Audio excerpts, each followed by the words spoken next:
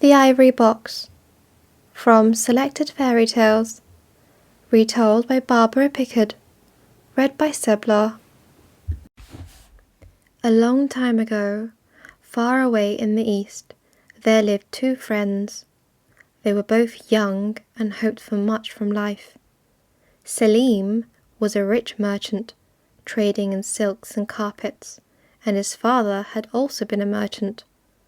And Kasir was an artist, a carver in ivory and wood and stone, and his father and his father's father had been craftsmen before him. The young men had been friends from childhood, and as then they had shared in one another's joys and sorrows, work and play, and so it was still. Kasir would accompany Selim down to the quay when his vessels came into port with their cargoes of rare merchandise, and together they would watch the bales of costly silks carefully wrapped against the sea spray and the hot sun, and the carpets rolled up and tied round so wide that each needed 4 men to hold it, being carried to shore and loaded on the train of donkeys and ox cart waiting to bear them to Selim's storehouse. There they would watch them spread out by the servants for Selim's inspection, carpets woven in the colours of a peacock's tail, or like a bed of many-coloured flowers, smaller rugs worked in patterns of beasts and plants, or shapes of stars and circles in a strange design. There would be silks dyed in every shade, from palest coral or lemon to darkest midnight blue, or ruby red, embroidered cloths of purple and gold, crimson and silver, and velvets of every hue. And while Selim watched the materials carefully for any ill-matched shade or badly executed design, and his sharp glance found the slightest flaw, Kasir, with glowing eyes, would watch each new treasure and think how exquisite the colours were. On other days, Selim would go to Kasir's house and watch him as he worked, on ivory, new and white, or yellowed by age, on wood of many colours and different grains, or scented wood that smelt of spices, and on hard stone and marble, and under Kasir's hand a shapeless piece of ivory or a block of wood or stone would take on a new life and become for all time a thing of beauty wrought by the skill of a perfect artist. Kasir would make bracelets and necklaces of carved ivory, sword handles and jewel caskets, and cups of ivory pared so fine that one might see the light through them when they were held up to a flame.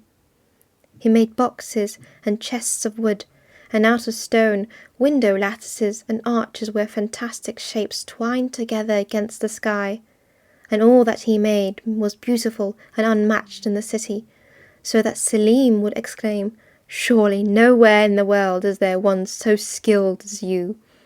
But Kasir would smile and say, "You see my work with the eyes of a friend, Selim. It deserves less praise." Sometimes the two young men would wander around the city streets together, or walk through the bazaar and watch in the noise and bustle 1,000 different things for sale. Often they would hunt together in the woods beyond the city gate, their pure white horses harnessed in red and gold, and their hounds with silver collars, and thus their days passed pleasantly enough, and they were happy. One day, when they had ridden deep into the forest in pursuit of a hart, they came upon a maiden standing underneath a tree with her servant girl beside her. She called to them, and they reined in their horses and dismounted. "Kind sirs," she said, "will you have pity on an unhappy maiden, orphaned and alone, and weary of life, and say where I may find shelter for myself and my servant, for we have wandered far and are indeed near spent. I am a high-born lady, though you wouldn't know it by the rags I wear, for I own nothing in the world. I come from a far-off country, having had to flee from my father's house when a treacherous enemy fell upon him by night, and slew and burnt all those who could be found. Only I and this girl escaped from the house alive, and we fled taking with us little gold and 2 horses. But now we have nothing left to buy a crust of bread, for we have spent the gold and sold the horses to pay our way to a land of safety, only to find that we are likely to starve to death in this forest."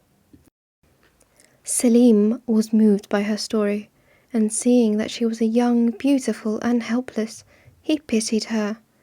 "Fair maiden," he said, "I and my friend will be honoured to be of service to you." But Kasir drew him aside. "Leave her alone, Selim," he said. "There is something evil about her. I'm sure that she's lying." Selim was astonished. "You're dreaming, Kasir. How could anything so beautiful as she be evil? I shall not listen to your folly." And turning to the maiden, he said, "If you will return with me to my house, you will be kindly received and honourably treated, and I shall protect you as if you were my own sister." The maiden thanked him and accepted his hospitality, and together the 4 of them returned to the city.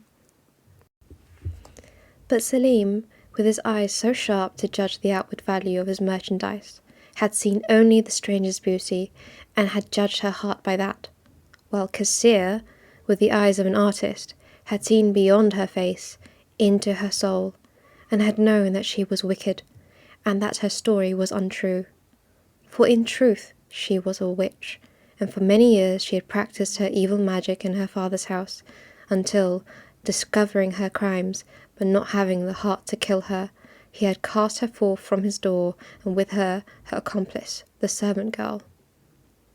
That night, while Selim slept, the girl slipped unseen into the garden, where she plucked 7 leaves from 7 different shrubs and carried them into her mistress. The witch burnt them on a brazier of glowing coals, and after pouring on the red ashes 7 drops of water, she leaned over the brazier and inhaled the thick aromatic smoke which arose from it, murmuring magic words while she did so. After a few seconds, her body began to shrivel, and feathers grew out of her smooth skin, her feet changed to claws, and in moments, where there had been a fair maiden, there was a small brown bird. The bird flew to the window-sill, and out into the night, round the house, to the room where Selim lay, and in at his window. It alighted on his pillow, and whispered in his ear as he slept, filling his mind with thoughts of the strange maiden whom he had found in the forest. At dawn, the bird flew out through the window, and soon the witch stood once more in her room, restored to a woman's shape by a charm uttered by her servant. She stretched her arms above her head and laughed. "Tomorrow," she said, "he'll ask to marry me, or I'm unskilled in my art." And she lay down to sleep.